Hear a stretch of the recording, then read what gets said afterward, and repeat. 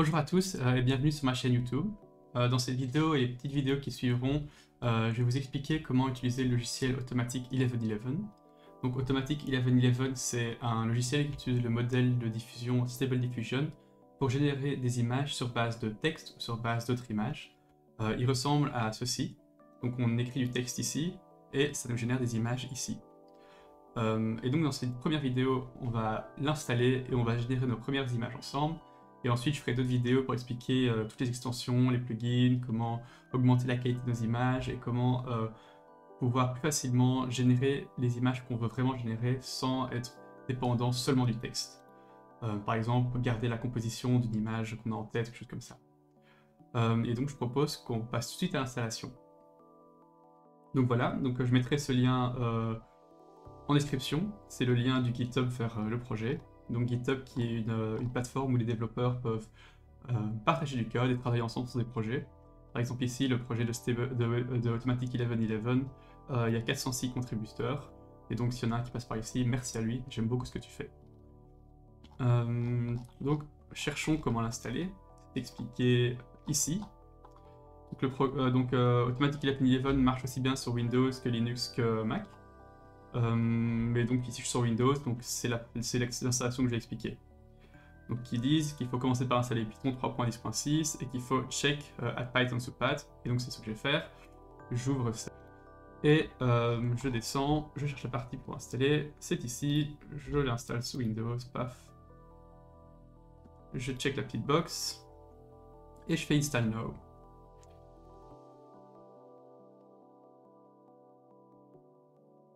Voilà, normalement c'est assez rapide. Ensuite, on va installer Git. Donc pour installer Git, il y a plusieurs façons de faire. Moi je vais utiliser celle-ci vu que je trouve que c'est la plus facile. Donc je copie-colle ça, j'ouvre un terminal. Et je colle la commande, j'exécute, et ça va installer Git. Git qui est du coup un outil qui permettra à notre PC de communiquer avec GitHub, l'endroit où se trouve le code de Automatic 1111. Et du coup, on en a besoin pour aller chercher le code et l'installer sur notre PC.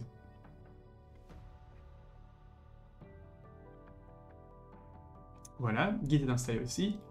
Ensuite, prochaine étape, download a stable diffusion WebUI repository, for example by running git clone suivi de l'URL. Donc en gros, git clone c'est juste une commande qui permet de copier-coller, ou de télécharger le code du projet sur notre PC. Et donc, on va se mettre dans le dossier où on a envie d'installer le programme. Moi j'ai envie de l'installer sur mon disque C, et donc je vais ouvrir un terminal ici. Et je vais copier-coller cette commande. Nouveau. Non, je peux pas noter.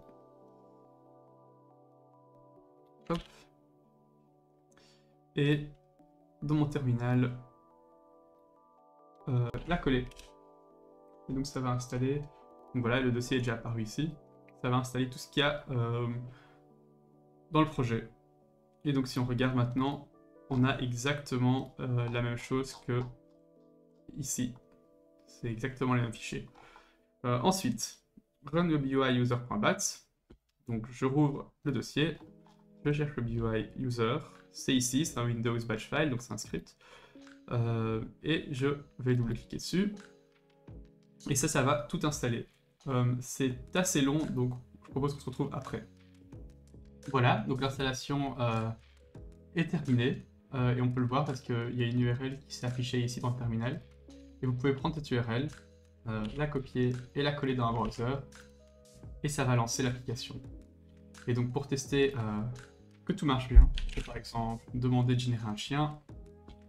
Dog, on clique sur Generate. On attend que ça se lance.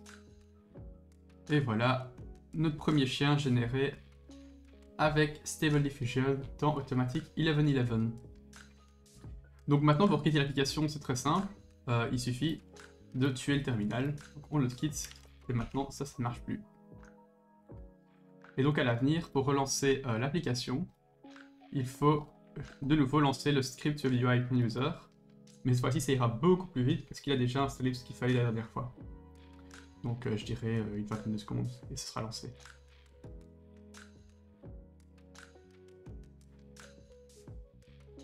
Voilà. On a de nouveau l'URL. Et on peut de nouveau retourner sur le site. Alors ce que je propose maintenant, c'est qu'on se facilite un peu la vie. Parce que c'est assez ennuyant de tout le temps devoir retourner dans ce dossier pour lancer le programme. Et donc j'ai envie de créer un raccourci clavier sur mon bureau. Un raccourci tout court, pas un clavier, mais un raccourci sur mon bureau. Et donc pour ce faire, je vais faire Create Shortcut. Il est ici, je peux le glisser là. Voilà mon raccourci. Et donc normalement, si je lance ça, ça lance bien le script. Tout à fait, parfait. Je vais déjà le renommer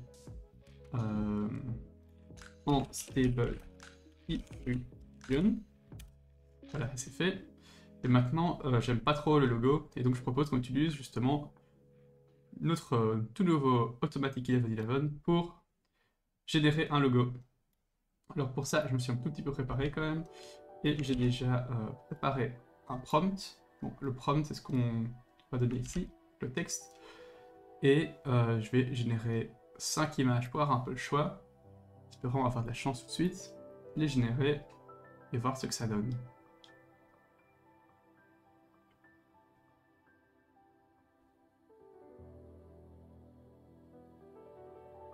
Il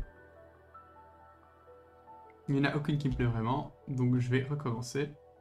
Enfin, celle-ci, ça va encore.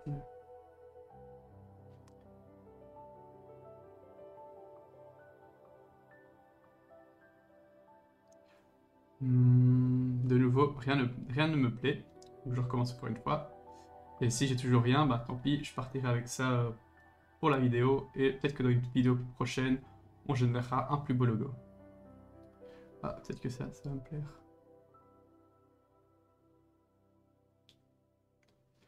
Ouh. Je vais essayer d'utiliser celui-ci. Donc je vais cliquer ici, je vais faire Send to Image to Image. Et donc maintenant, il va utiliser aussi bien le texte que lancer l'image. Je vais ajouter quelques étapes de génération. Un peu moins de liberté, un peu plus de liberté plutôt. Enfin, plus de beaucoup de bruit. J'expliquerai aussi tous les paramètres dans les prochaines vidéos. Et je propose qu'on en régénère de nouveau 5.